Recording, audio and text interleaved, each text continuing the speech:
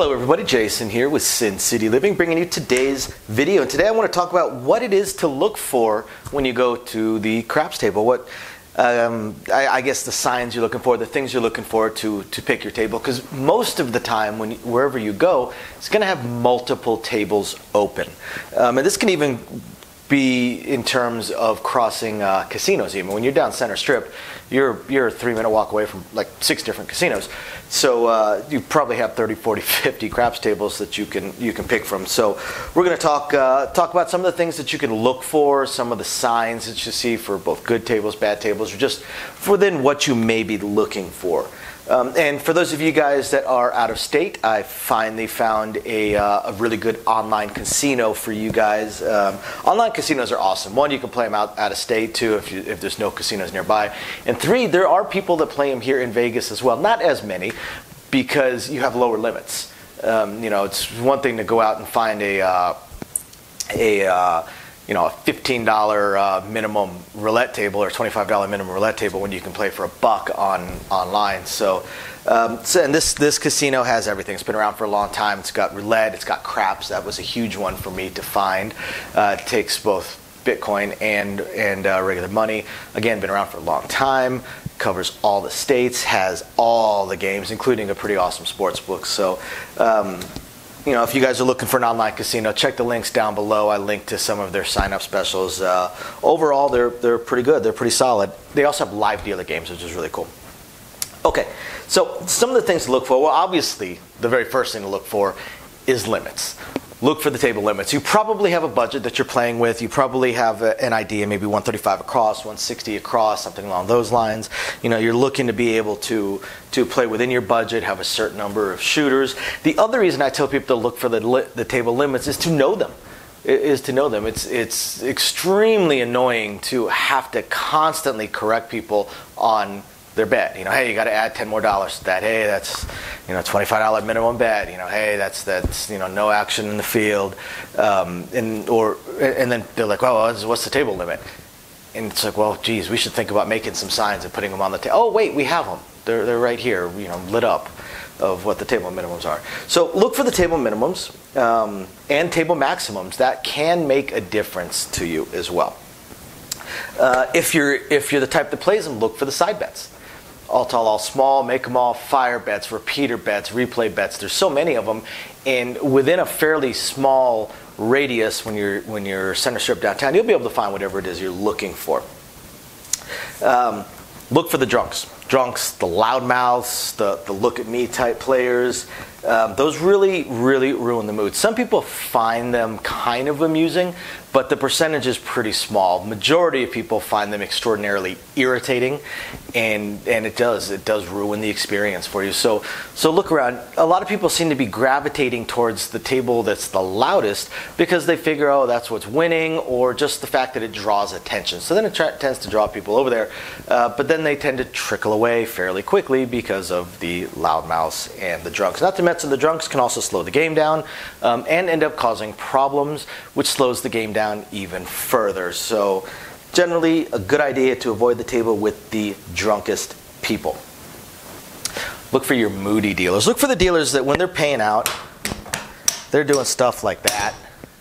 Or when they're getting change. You throw in your $25 for your $12, 6 and 8 if you're on a $10 minimum bet table, and the dealer gives you your change like that.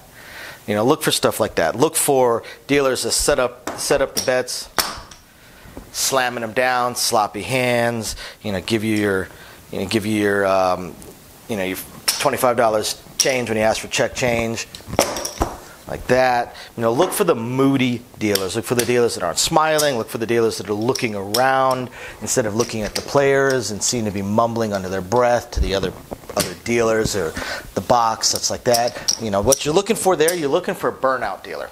You're looking for one of those burnt out dealers that hates the world the second they wake up and despises every single player.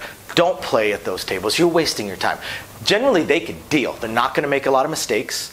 They're going to get the payouts correct. They've got your bets correct, stuff like that. But they're extraordinarily unpleasant to play with. And there's just no need for that. There's no need for you to have to experience that. Look for dealer smoothness. When you see dealers that do a lot of herky-jerky movements, I don't know, you guys can't see my hands. Let me pull these out.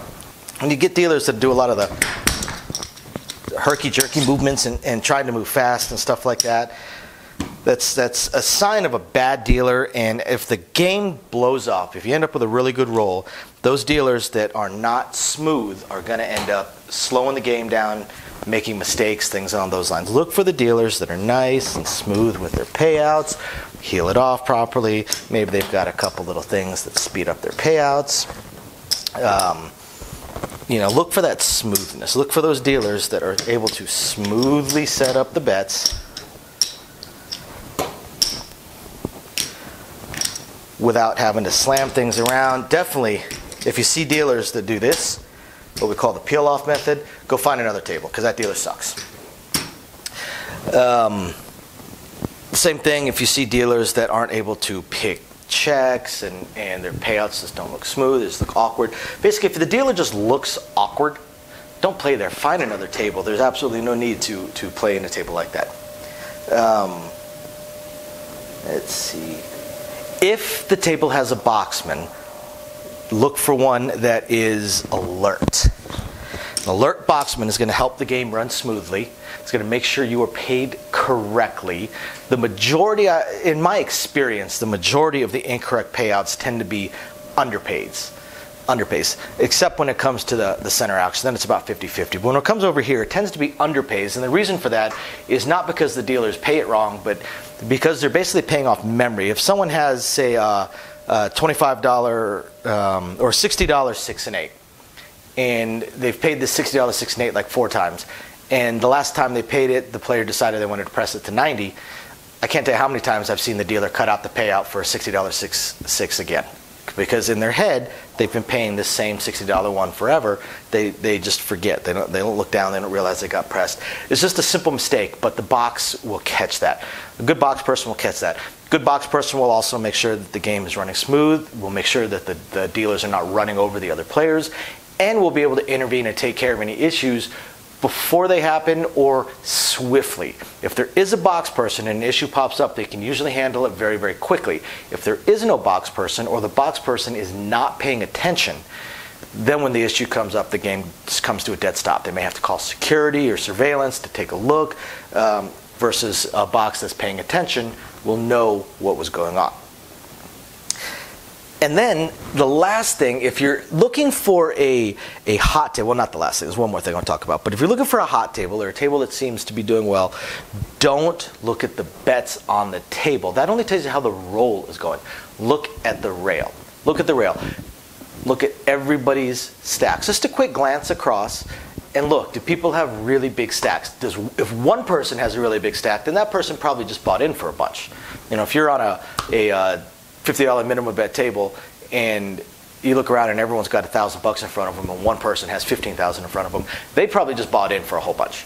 But if you're on a $25, if you're on a $50 minimum bet table, and you look around and every player has $2,000 or more dollars in front of them, then what that probably means is that either there was one really hot roll recently, or the table has just been in general fairly hot.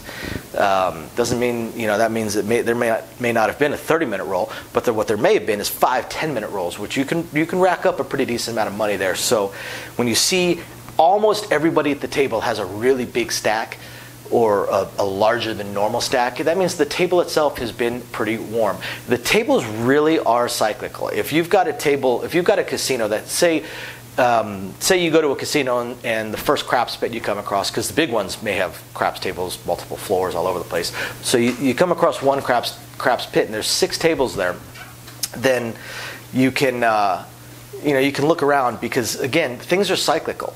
The odds shall all smooth out, but you have one table that might have just been crushing everybody and is up, $80,000. There might be one of those 6 tables, though, that has lost $30,000. And that usually doesn't happen in one roll. One roll might have been 15, 20,000 of it, but that also means that it's probably been pretty warm for the players for a fairly long amount of time. And now the last thing that you want to look for when you're going up to a table, when you're looking for where you want to play, especially on the strip, look right here. Look right here, and then look right over here. If it pays double, like this layout says, on the 12, instead of triple, and their hoppers are 30-4-1 or 29-2-1 or 15-4-1 or 14-2-1, then the casino is just trying to eke out even more of a house edge than normal. It's kind of the same reason that I will never play on a 6-5 blackjack table. There's no need for it. The casino is just trying to draw an even larger house edge when they already have a big enough house edge. So I hope you guys find this interesting, illuminating, enlightening, interesting, fun, worth your time. Anyway, thanks for watching, everybody. We will catch you next time. Bye now. Bye. Thank you, everybody, for watching today's video. And as promised, a little bit more detail on things that we are working on. So again, we want to continue trying to expand the channel. We're really hoping to be able to add roulette as soon as possible, and then some video keno, video slots, stuff along those lines. Unfortunately, it ate up almost all of our cash, paying off all of our bills during the month of January while we were down. And now that the holidays have ended, YouTube's payouts have dropped significantly. So we're kind of treading water here as far as all that goes. Do have a lot of things we want to add, though. Not just those things, those additional games, and hopefully some carnival games and such like that. But the live streams. The biggest problem right now with the live streams is with 3 jobs combined between the 2 of us, 4 if I include the 20 to 30 hours a week I'm putting into the YouTube channel. It's very, very difficult for me to have a day and time that I can commit to doing the live stream every single week, because we also have our very young child to take care of. But I'm trying to figure that out. I'm thinking it's probably going to end up being on Monday nights or Tuesday afternoons, or possibly both. I intend to do at least one live stream exclusively for our patrons, and then another one on the YouTube channel. So possibly both days. We also have a few other things that we really want to attempt to move forward on. I'm just running into either time or skill set issues. I do want to eventually have a website going for us.